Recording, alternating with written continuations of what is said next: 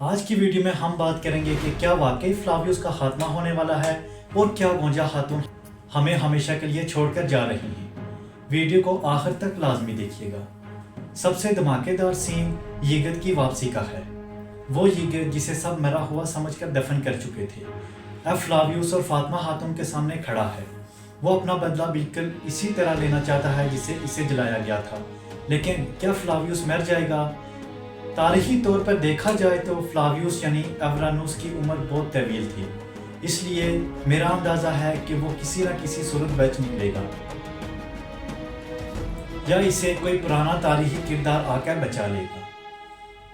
دوسری طرف علاؤدین اور گونچا کے مداحوں کے لیے یہ ٹریلر کافی پریشان کن ہے۔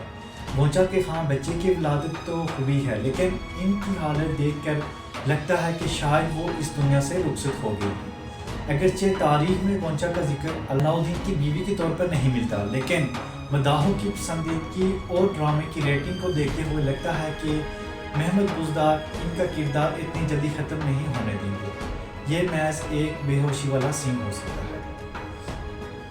آخر میں ایک اہم اپڈیٹ، سیٹ میں کچھ تصویریں لیک ہوئی ہیں جن میں اورحان بے کا تخت بالکل نیا اور تبدیل شدہ نظر آ رہا ہے۔ اس سے واضح اشارہ ملتا ہے کہ آنے والی قسطوں میں ہمیں ایک بڑا ٹائم جمپ دیکھنے کو ملے گا۔